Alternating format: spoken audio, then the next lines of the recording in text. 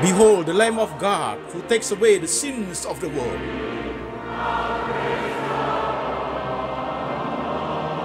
Jesus said, I am the way, the truth, and the life. No one comes to the Father but by me.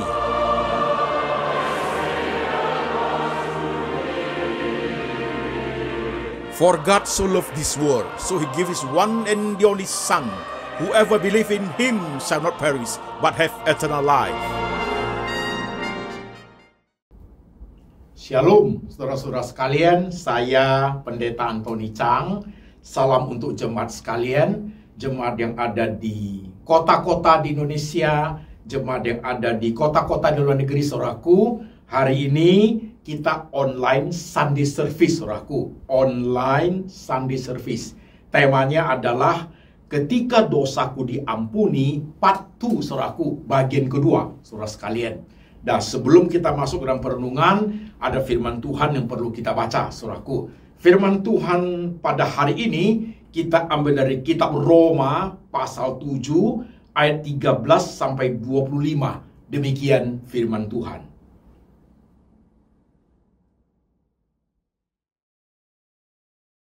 Jika demikian, adakah yang baik itu menjadi kematian bagiku? Sekali-sekali tidak. Tetapi supaya nyata bahwa ia adalah dosa, maka dosa mempergunakan yang baik untuk mendatangkan kematian bagiku. Supaya oleh perintah itu, dosa lebih nyata lagi keadaannya sebagai dosa.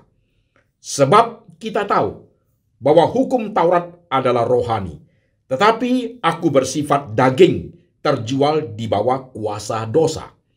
Sebab apa yang aku perbuat, aku tidak tahu, karena bukan apa yang aku kehendaki yang aku perbuat, tetapi apa yang aku benci, itulah yang aku perbuat. Jadi jika aku berbuat apa yang tidak aku kehendaki, aku menyetujui bahwa hukum Taurat itu baik. Kalau demikian, bukan aku lagi yang memperbuatnya, tetapi dosa yang ada di dalam aku. Sebab aku tahu bahwa di dalam aku, yaitu di dalam aku sebagai manusia, tidak ada sesuatu yang baik. Sebab kehendak memang ada di dalam aku, tetapi bukan hal berbuat apa yang baik.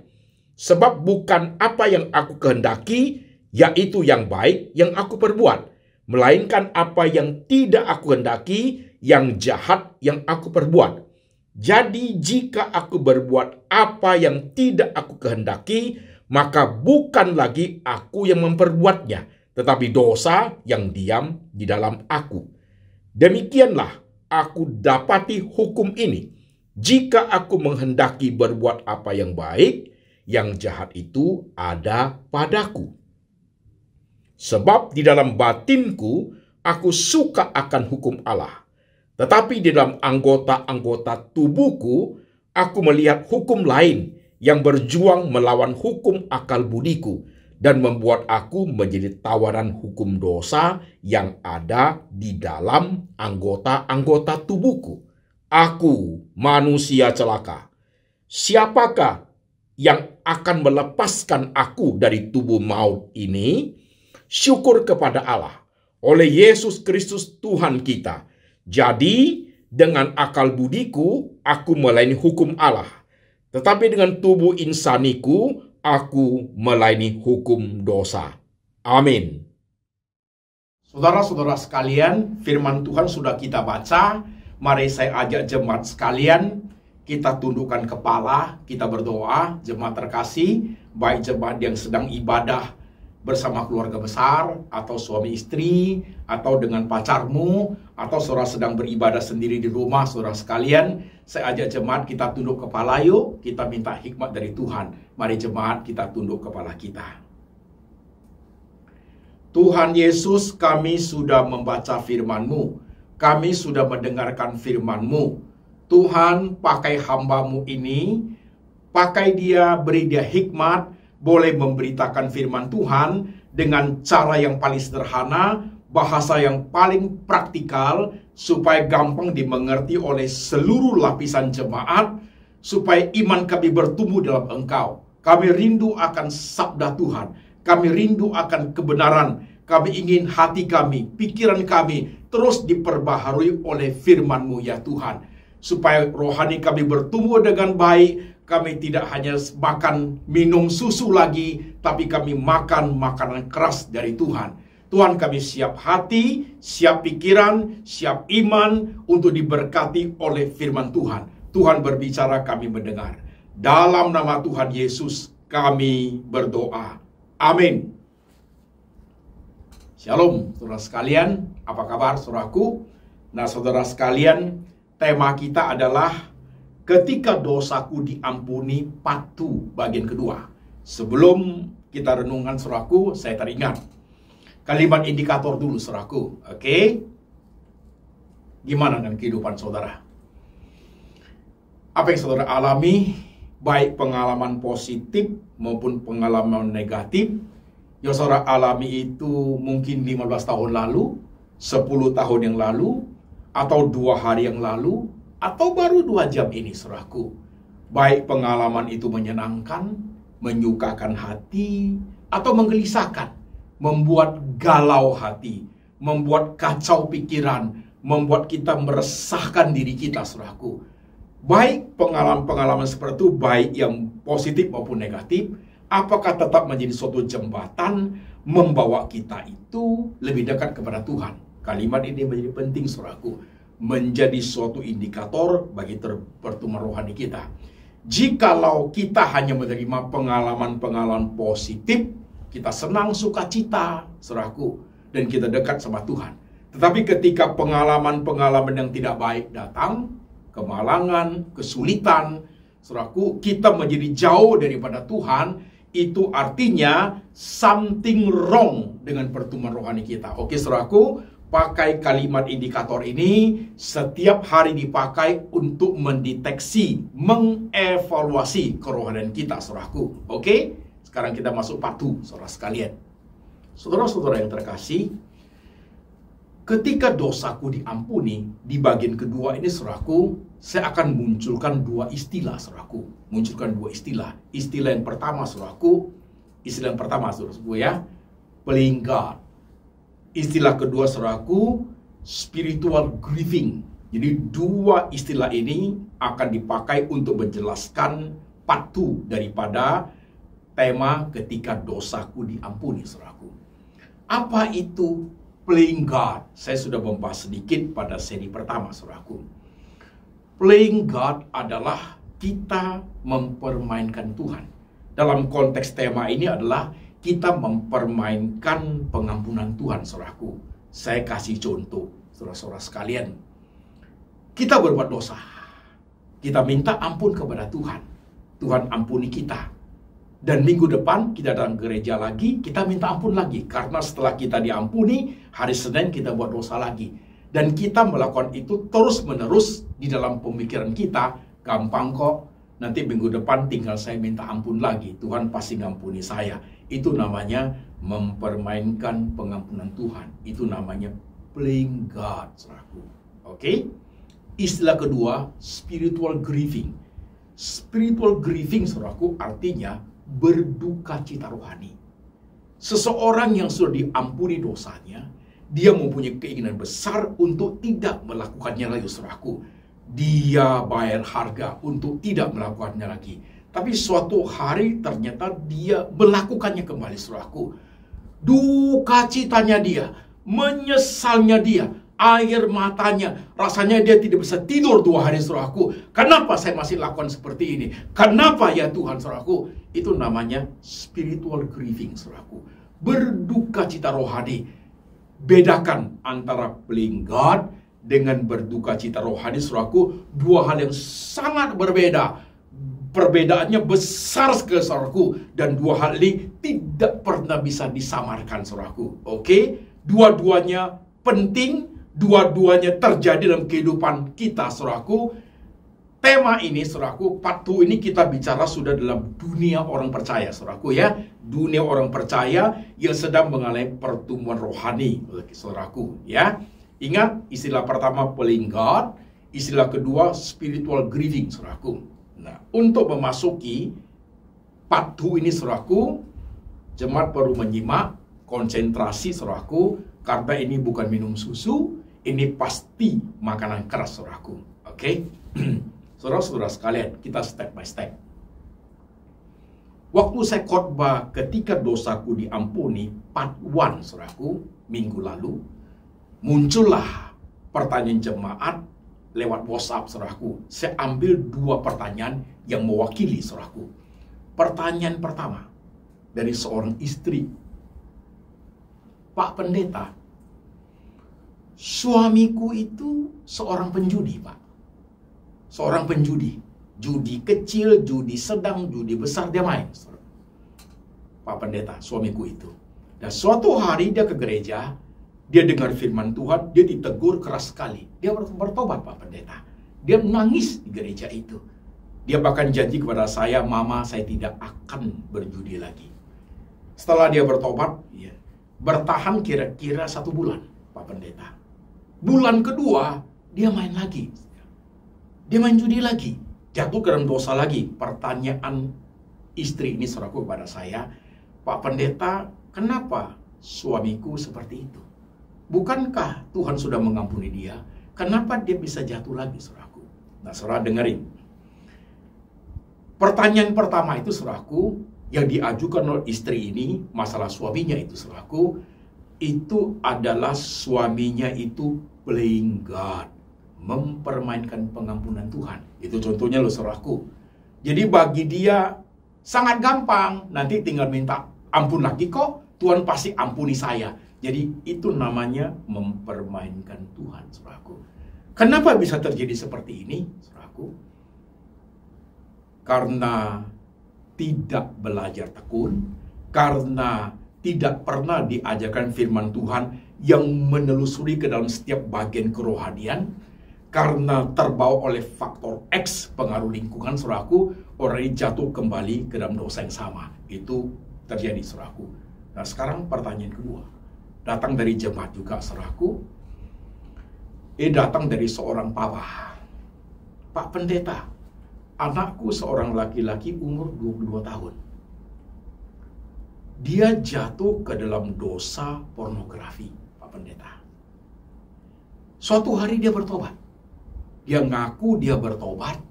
Waktu dengar firman Tuhan, dia janji sama Tuhan tidak berbuat lagi. Nah, setelah dia bertobat, Pak Pendeta, anak saya ini, umur 22 ini, perubahannya besar sekali. Dia tidak pernah lagi terlibat dalam dunia pornografi. 1 bulan, 2 bulan, 3 bulan, 4 bulan, sampai setengah tahun.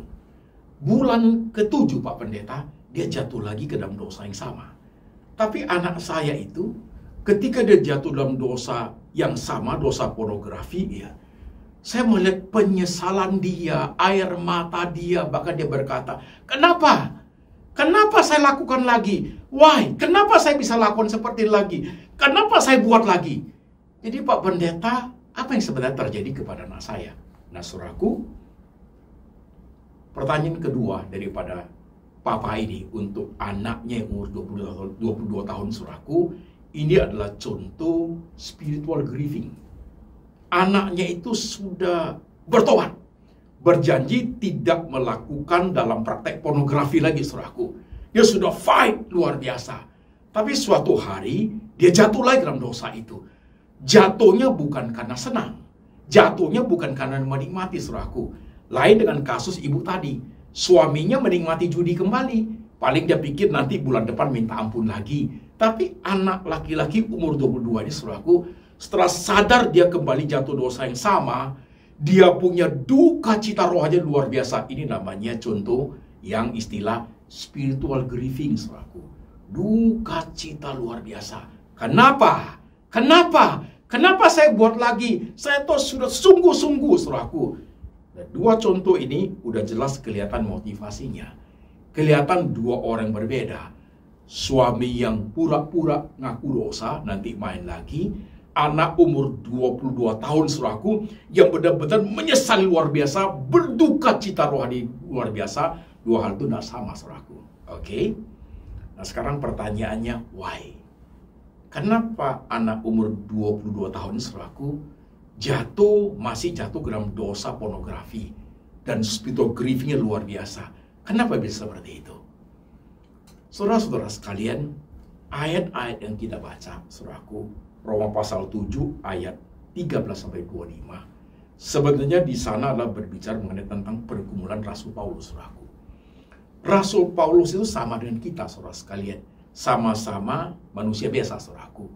Rasul Paulus di kitab Roma pasal 7 itu, dia bergumul tentang dosa, saudaraku. Tidak dijelaskan dosa apa yang dilakukan, saudaraku. Tapi dia bercerita lewat ayat itu. Dia ini, saudaraku, dalam pikiran dia ingin berbuat baik, saudaraku. Tapi kenyataan yang ada adalah bukan perbuatan baik yang dilakukan, tapi justru perbuatan jahat yang dilakukan, saudara sekalian. Jadi pikirannya, akal budinya, dia ingin belajar benar, dia ingin berbuat baik, tapi justru badan ini, tubuh insan ini berbuat jahat, saudaraku. Jadi dalam pergumulan Rasul ini, dia mulai menyimak, dia mulai mengevaluasi, dia mulai menemukan masalah problem dalam dirinya, saudaraku. Jadi sebenarnya dalam dirinya itu, tubuh insan ini adalah tubuh yang berdosa, saudara sekalian. Sementara akal budi yang melayani hukum Allah. Maka saudara ketika membaca ayat itu, dia berkata, dengan akal budiku, aku melayani hukum Allah. Tapi dengan tubuh insaniku, aku melayani hukum dosa. Manusia celaka aku ini. Siapakah yang bisa melepaskan aku dari tubuh maut ini? Saudaraku, jelas kelihatan ya. Paulus spiritual grieving, saudaraku. Dia berduka cita rohani. Kok bisa begini nih hidup ya? Aku sudah bertobat, tidak mau lakukan lagi. Aku ingin hidup benar. Tapi kenapa justru perbuatan yang jahat yang aku lakukan? Nah, dengan perbuatan seperti itu, dia mulai mengevaluasi. Kenapa terjadi begini ya? Dia mulai memperhatikan dirinya sendiri. Di ayat-ayat itu dia jelaskan detail, saudaraku. Dia tahu akal pikiran dia suka akan firman Tuhan, saudaraku. Tapi dia mulai menyadari dalam diri dia, tubuh insani dia yang dari daging dan darah ini, saudaraku, suka akan perbuatan dosa. Terjual di bawah hukum dosa, saudaraku. Jadi dia mengatakan, dia menyadari dalam hidup ini ada dua hukum, saudaraku. Satu hukum Allah, batinnya suka akan itu. Hukum yang kedua, saudaraku, hukum dosa. Badannya ini terjual di bawah hukum dosa, saudaraku. Jadi dengan akal budi dia melayani hukum Allah, dengan tubuh insani dia melayani hukum dosa.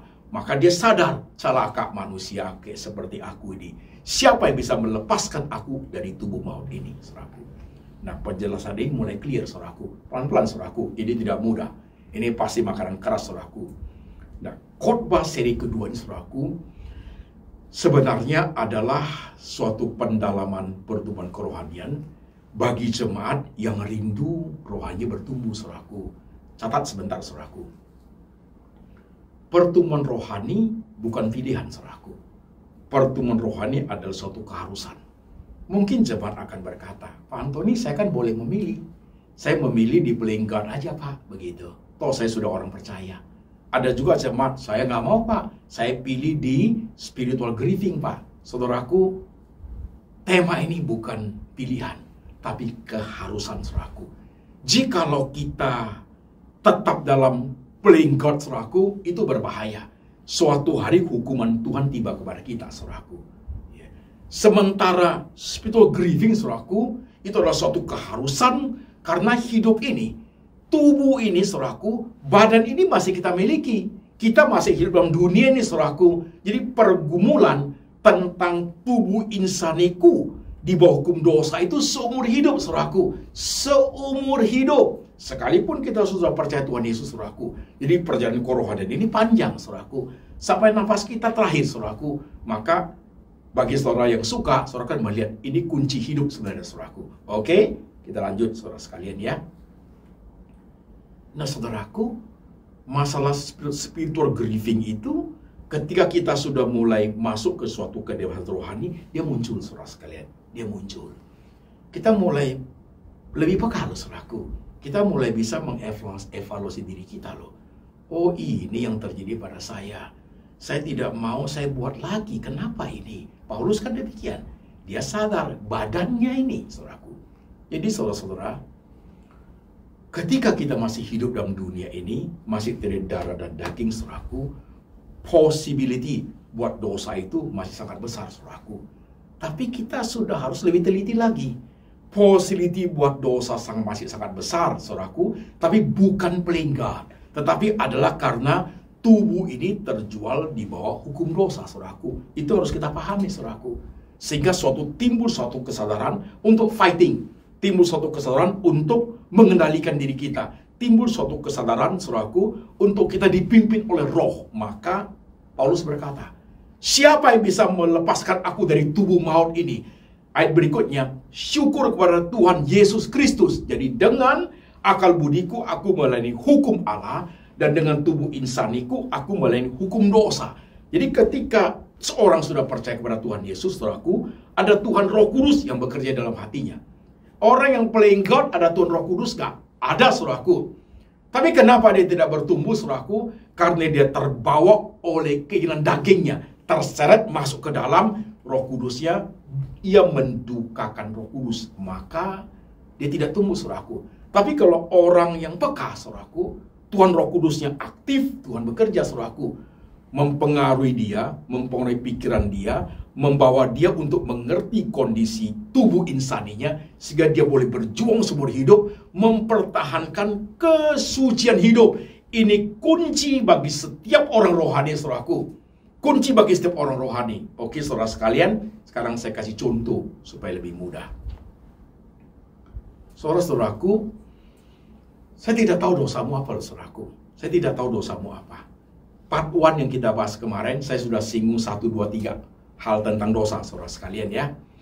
Nah, saudaraku, kalau engkau jemaat merasa, Pak Pendeta, aku udah minta ampun 3 kali, saya buat lagi, Pak Pendeta. Nah, saya ini orangnya seperti yang Pak Pendeta ngomong tadi. Tanda kutip, saya playing God, Pak Pendeta. Selalu timbul pikiran gampang. Saudaraku, jangan. Cepat bertobat, saudaraku. Jangan, saudaraku. Cepat bertobat. Jangan bermain-main dengan api. Nanti engkau akan terbakar. Tuhan yang besar, Tuhan yang baik itu tidak boleh dipermainkan pengampunannya. Seolah-olah seperti kita boleh main akal-akalan kepada Tuhan, saudaraku. Pikiran kita yang paling dalam pun Tuhan sudah baca semua, saudaraku. Jangan mempermainkan pengampunan Tuhan. Dengarkan khotbah hari itu, sobat sekalian.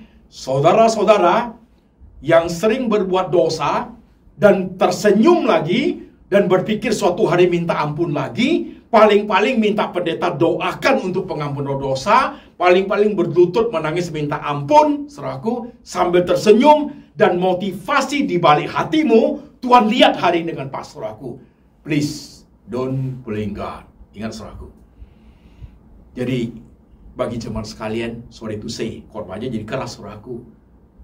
Engkau yang sudah terbiasa main-main di area seperti, saudaraku, lebih baik bertobat, saudara sekalian. Karena Tuhan itu mengampuni, panjang sabar, jangan lupa loh. Tuhanlah Tuhan yang menghukum juga, saudaraku. Tuhan yang menghukum juga. Karena kita sudah tidak showing respect kepada Tuhan. Kita sudah menunjukkan aslinya kita. Dan kita sudah menghambur-hamburkan anugerah pengampunan Tuhan, saudaraku. Dan orang seperti itu sangat banyak, saudaraku. Contoh-contohnya sangat banyak di Alkitab. Dan juga di zaman kita, saudara sekalian. Sangat banyak. Inilah kepekaan rohani yang luar biasa, saudara sekalian. Lihatlah di medsos. Lihatlah orang-orang Kristen, termasuk juga hamba-hamba Tuhan, saudaraku, pakai khotbah hari ini tolak ukur. Berapa banyak, saudaraku, yang sudah tahu bicaranya salah, yang sudah tahu ajarannya menyesatkan, saudaraku, tetap dia ngajar, saudaraku. Kepekaannya sudah hilang, saudaraku. Paling nanti dia minta ampun, yang penting apa yang diajarkan bisa menghasilkan uang yang banyak buat dia. Salah atau benar, dia pintar bersilat kata. Dia pintar kelihatannya benar, saudara. Kelihatannya benar, tapi sebenarnya keliru besar, saudaraku. Ini kebahayaan sangat besar dalam dunia kerohanian, saudaraku. Hukuman Tuhan suatu hari tiba. Bagi saudara yang mendengarkan, jangan pernah masuk ke area seperti itu lagi. playing God, saudaraku. Jangan pernah. Ingat ya, jemaat sekalian. Kamu yang suka berzina, suka ke nightclub, saudara yang suka main judi, saudara yang suka menipu, saudara yang suka berbohong, saudaraku. Saudara suka berbuat tindakan kriminal, saudara yang suka drugs, narkoba, saudara sekalian. Saudara yang suka pergi ke dukun, okultisme, saudaraku, percidraan, saudaraku. Saudara yang suka mabuk-mabukan, saudaraku. Bertobat hari ini dan jangan pernah untuk playing God. Pedang Tuhan bisa tiba kepada saudara sekalian. Ingat betul, saudaraku, khotbah hari ini menjadi sangat kuat memojokkan kita untuk kita bertobat karena Tuhan kesabarannya ada batasnya, saudaraku. Oke? Don't play God, saudaraku. Sore itu saya jadi keras. Jemaat dengarin semua. Baik saudara yang masih muda, saudara yang sebaya, dan saudara yang sudah tua, saudaraku. Karena dosa tidak pandang bulu. Tidak pandang masih muda, sebaya, atau tua, saudaraku. Karena kita masih hidup dalam darah daging kita. Tubuh insani kita, siapapun, umur berapapun, still masih bisa commit sin, saudaraku. Oke? Don't play God. Nah, sekarang poin yang spiritual grieving, saudaraku. Saudara sekalian, kunci kepada suatu kesuksesan rohani, suatu pertumbuhan rohani yang kuat adalah, saudaraku, dengan teliti kita mengamati pertumbuhan kita. Maka saya selalu pakai kalimat indikator. Pengalaman positif, pengalaman negatif, apakah masih membawa kita lebih dekat kepada Tuhan, saudara sekalian. Saudara sekalian, ketika seseorang terjadi spiritual grieving, Tuhan, saya sudah nggak mau buat ini, Tuhan. Seperti Paulus, kenapa tetap saya lakukan? Saya sudah berjuang begitu kuat, Tuhan. Saya nggak mau lagi. Tapi kenapa saya jatuh lagi, Tuhan Yesus? Kenapa seperti ini, Tuhan, saudaraku? Jadi dia punya motivasi, dia punya hati, dia punya air mata, dia punya tekanan suara, dia punya kerusan, tidak bisa dibohongi. Dalam hal ini Tuhan melihat dengan jelas, saudaraku. Itu spiritual grieving. Nah, saudara sekalian, kenapa ya? Jawaban pertama yang kita baca di Paulus tadi, badan ini terjual ke dalam hukum dosa. Dia tetap akan melakukan itu. Yang kedua, saudaraku, faktor X mempengaruhi. Faktor X itu bisa faktor human, manusia, bisa faktor non-human, saudaraku. Itu mempengaruhi kita, saudara sekalian. Ambil contoh yang praktikal yuk. Sudah tidak mau main judi. Sudah tidak mau ikut bisnis yang tidak benar. Sudah tidak mau pergi ke dunia nightclub, saudaraku. Tapi faktor X-nya dari human itu, teman-teman lama masih telepon. Bahkan ada 1-2 teman-teman yang tidak baik itu sering telepon, mengajak. Ya. Mereka mengajak, bahkan kita jalan-jalan terus sampai di sana, diajak ke dunia nightclub, saudaraku. Kita sudah tidak mau main judi, tapi beberapa hoping itu menganjurkan kita main seperti ini cuma kecil-kecilan kok. Kita sudah ingin doing good business, tapi ada tawaran besar dari bisnismen besar untuk ikut main bisnis yang tidak benar. Karena dia bisnis besar, uangnya hitungan T, saudaraku, membuat kita jadi terjebak. Jadi pengen juga tubuh insani, saudaraku, ikut terjebak. Itu faktor X yang human. Yang non-human itu, saudaraku, faktor lingkungan, faktor finansial, saudaraku, itu juga sangat mempengaruhi, membuat kita itu mengambil jalan singkat. Nah, faktor X ini, saudaraku, yang membuat seseorang yang masalah spiritual grieving, saudaraku, bisa terjadi, berbuat lagi, saudaraku. Oke, sampai poin ini, saudaraku, saudara hati-hati, saudara sekalian. Saudara yang bergumul dalam dunia spiritual grieving itu, saudaraku, ketajaman rohani itu tiap hari diasah. Saya ngomong tadi, gak pernah selesai loh ini, sampai nafas terakhir, saudaraku. Gak pernah selesai pergumulan ini. Tapi makin lama, saudara makin tajam. Makin lama, rohani makin tajam, saudaraku. Caranya adalah, perhatikan jemaat sekalian. Saudara kalau sudah pintar mengevaluasi diri, seperti belajar seperti Paulus, sadar akan tubuh insani ini, pikiran mau buat baik, tapi tubuh insani ini justru melakukan hal yang terbalik, jadi jahat, saudaraku, berbuat jahat. Oke? Periksalah diri kita masing-masing, semangat yang mendengarkan firman Tuhan termasuk saya. Periksalah diri kita, mana bagian-bagian kelemahan kita yang paling lemah, yang gampang membuat kita jatuh ke dalam dosa. Nah, ini sifatnya sudah personal, saudaraku. Saudara simak, sifatnya sudah personal. Kalau orang yang di playing God, dia tidak peduli itu, saudaraku. Dia tidak peduli itu. Tapi kalau kita yang di spiritual grieving, kita peduli. Saudara perhatikan. Saudara lemahnya di bidang apa? Kedagingmu paling lemah di bidang apa? Contohnya, saudaraku ya. Kalau saudara lemah di bidang kepercayaan, saudara lemah di bidang financial, saudaraku. Artinya, saudaraku, saudara adalah orang yang tidak boleh pegang uang, saudaraku. Ingat loh, saudaraku, ada orang seperti itu. Kalau sudah ada uang di tangan, saudaraku, dia lupa diri. Baik itu uang dia sendiri pun sebentar sudah habis. Atau bukan uang dia, uang perusahaan, uang lembaga, uang gereja, saudaraku, uang yayasan, saudaraku. Nah, kalau sudah di tangan dia pakai, dia pikir itu uang dia, saudaraku. Nah, orang seperti itu tidak boleh pegang keuangan, saudaraku. Jangan, saudaraku. Karena disitulah dia akan jatuh, saudara-saudara sekalian. Tahu dirinya lemah. Jadi dia tidak boleh ada uang, saudaraku. Kalau begitu, jangan pernah jadi bendahara. Jangan pernah pegang di bidang finansial, saudaraku. Saudara kita masing-masing harus sadar, saudaraku. Iya, Pak Pendeta, saya orangnya seperti itu. Ada uang di tangan saya, Pak. Saya punya atau bukan saya punya. Saya terlihat barang mewah, barang mahal, di mall. Saya beli, Pak. Nggak ada urusan. Nanti paling saya aturlah gampang. Nanti tinggal ngomong aja. Kamu sudah tidak boleh pegang uang. Itu akan membuat kamu jatuh dalam dosa. Paling dosa, dan dosa lagi, saudaraku. Karena kelemahanmu ada di situ. Satu ya. Kelemahan saudara yang kedua adalah misalnya di leadership. Saudara adalah seorang yang haus kekuasaan, saudaraku. Saudara seperti air yang meluap-luap tidak pernah habisnya. Kehausan akan kekuasaan, saudaraku. Dengan kehausan kekuasaan seperti itu, saudara akan menggunakan segala cara. The end justify the mean untuk mendapat kekuasaan. Saudara lebih baik jangan menjabat apapun, saudaraku. Lebih baik jangan. Karena disitulah, saudaraku, kejatuhan saudara, daging ini akan ambil bagian di situ, saudaraku. Karena saudara haus akan kekuasaan. Banyak orang seperti itu, saudaraku. Terjadi gesekan, fitnaan, bahkan pembunuhan, saudaraku. Sosial, politik, budaya, belajar. Lihat, saudaraku, yang ingin menjadi tokoh politik, yang ingin menjadi orang-orang pejabat, yang ingin menjadi raja, segala macam. Lihat, karena apa, saudaraku? Orang yang haus kekuasaan, sebenarnya dia tidak boleh berkuasa. Itu penting, saudaraku. Saya mau tanya, berapa banyak orang yang mau evaluasi seperti itu?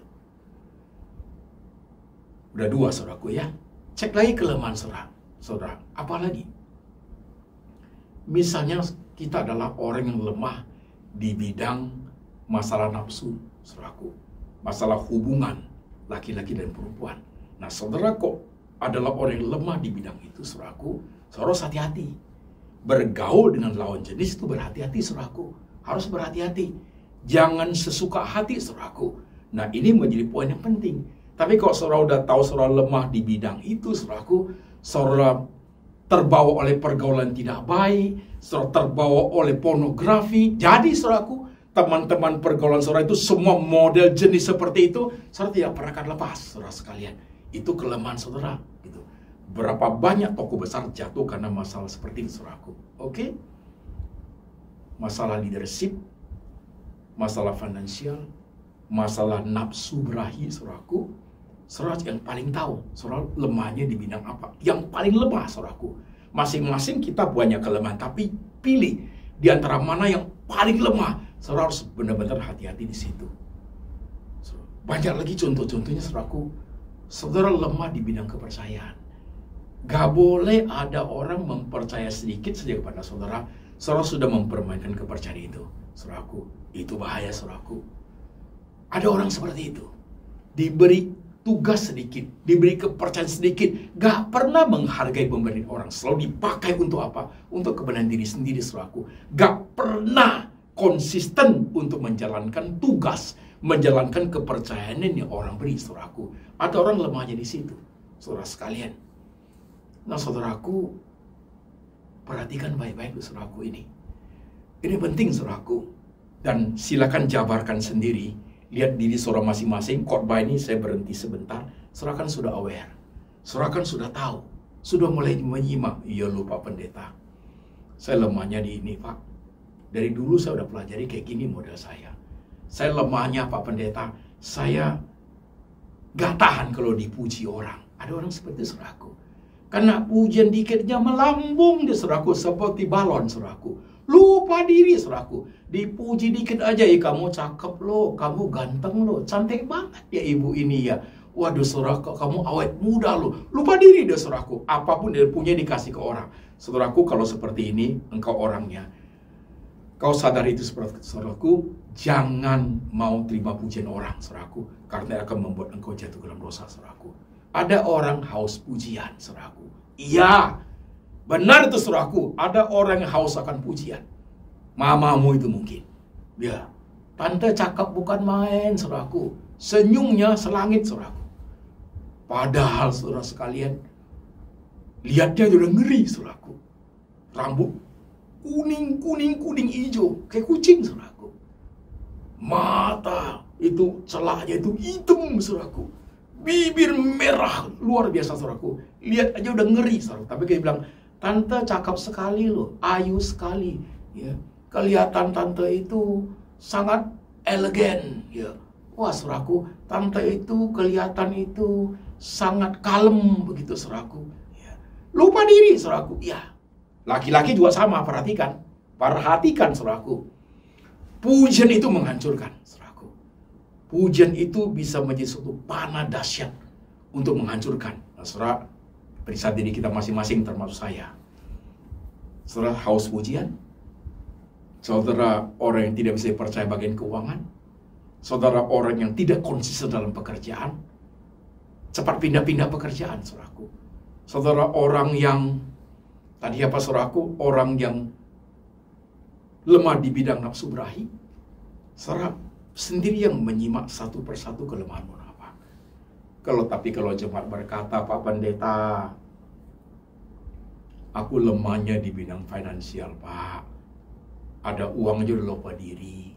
Aku juga lemah di leadership, Pak. Ya, aku haus jabatan, Pak. Aku juga lemah, Pak, di bidang nafsu berahi. Ya, lengkaplah kelemahanmu, saudaraku. Salib yang kau pikul itu berat, saudara sekalian. Coba perhatikan tokoh-tokoh besar yang di Alkitab, saudaraku. Daud kelemahannya apa? Saudara pasti tahu. Musa kelemahannya apa? Saudara pasti tahu. Simon Petrus kelemahannya apa, saudaraku? Saudara pasti tahu. Segala model di Alkitab itu ada, saudaraku. Dan itu representatif. Ya wakil-wakil kita lah, saudaraku. Kita manusia biasa sama dengan mereka. Jadi jemaat, khotbah hari saya tidak mau perpanjang. Memang susah. Tapi saudara harus belajar. Ingin tumbuh bukan pilihan, suatu keharusan.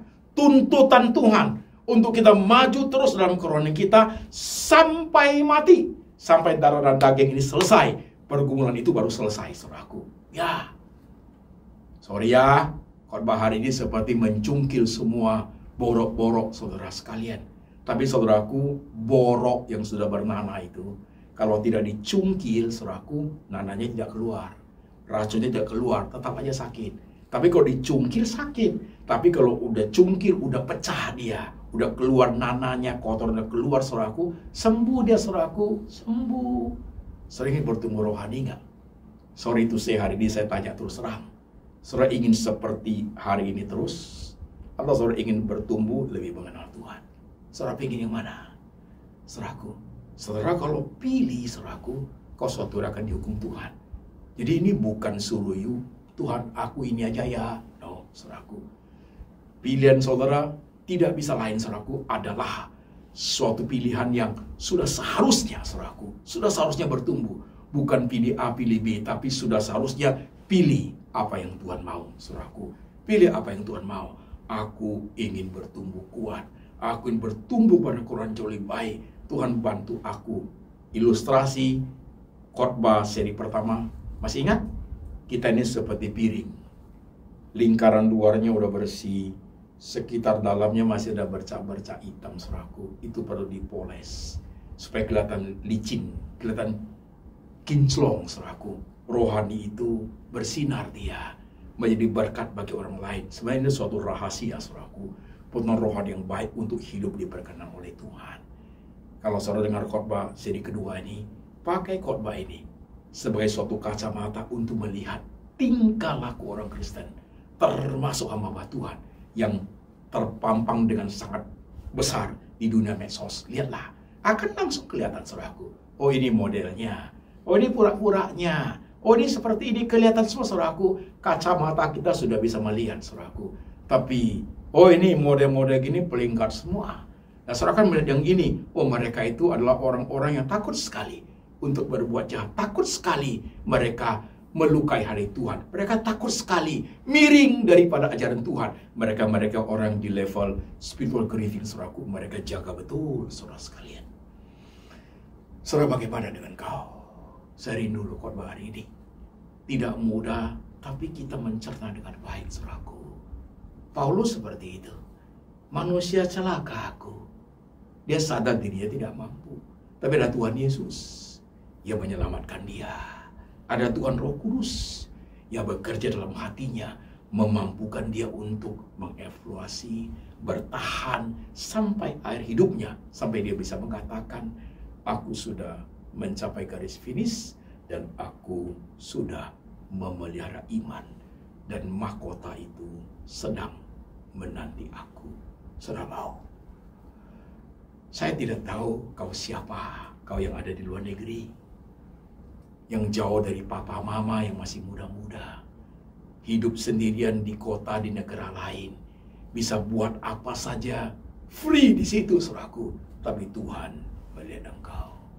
Saudara yang ada di kota-kota Indonesia, yang sudah dewasa, bahkan sudah mempunyai keluarga, kau kepintaranmu untuk menutupi banyak hal, bahkan playing God untuk memakan main api dalam sekam, saudaraku. Suatu hari asapnya akan kelihatan, suatu hari akan terbakar, saudaraku. Jangan pernah mau. Kalau engkau pernah seperti itu, saudaraku, bertobatlah lewat khotbah patuh ini, saudaraku. Bertobatlah, belajarlah ke arah spiritual grieving dengan lutut, dengan air mata, dengan kesunguhan hati. Tuhan, aku mau hidup menyenangkan Engkau. Tuhan, tolong saya tumbuh dalam Engkau. Jauhkan aku dari dunia seperti itu, Tuhan. Saudaraku, bawa firman ini pulang. Taruh dalam hatimu sebagai suatu makan rohani, berkat rohani yang luar biasa. Bukan untuk 1 hari, bukan untuk 2 minggu, bukan untuk 2 tahun, bukan untuk 10 tahun, tapi sampai nafasmu yang terakhir, sampai engkau menghembuskan nafas yang terakhir, saudaraku. Tetap kedapatan hidup ini berkenan kepada Tuhan. Saudara mau? Mari jemaat, kita tundukkan kepala, kita berdoa. Ada 1 menit untuk jemaat sendiri melihat diri kita masing-masing. Gak usah lihat orang lain, lihat diri kita sendiri, saudara-saudara sekalian. Evaluasi, teliti dirimu sendiri. Sadar engkau playing God atau engkau spiritual grieving, saudara sekalian. Karena tubuh insani kita terjual ke dalam hukum dosa. Kita ingin buat baik, justru yang jahat itu keluar. Yang jahat yang kita lakukan. Jemaat, lihat diri masing-masing. Kalau engkau adalah model Kristen yang playing God, bertobatlah hari ini. Mungkin besok tidak ada kesempatan lagi. Kalau engkau jemaat yang spiritual grieving, lebih pekalah. Terus pahami, terus jalani kerohanianmu yang baik. Makin hari makin tajam, makin hari makin bertumbuh, saudaraku. Makin berkenan kepada Tuhan. Evaluasi dirimu makinlah makin baik. Sadari akan kelemahan-kelemahanmu. Jangan main-main di area seperti itu. Tahu dirimu, tahu kondisi dirimu, tahu sesungguhnya siapa dirimu. Cepat lihat dirimu masing-masing. Engkau orang yang matre, mata duitan, jangan pernah engkau pegang uang besar. Engkau yang haus kekuasaan, jangan pernah engkau menjabat. Engkau yang tidak bisa dipercaya dengan keuangan besar, jangan pernah kamu pegang uang perusahaan. Engkau yang haus puji-pujian, jangan pernah engkau senang karena engkau dipuji. Itu akan menjatuhkan engkau.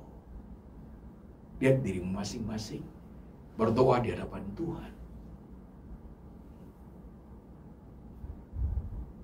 Jangan lupa, siapa-siapa temanmu, lingkunganmu, human maupun non-human, itu sangat akan mempengaruhi tubuh insanimu.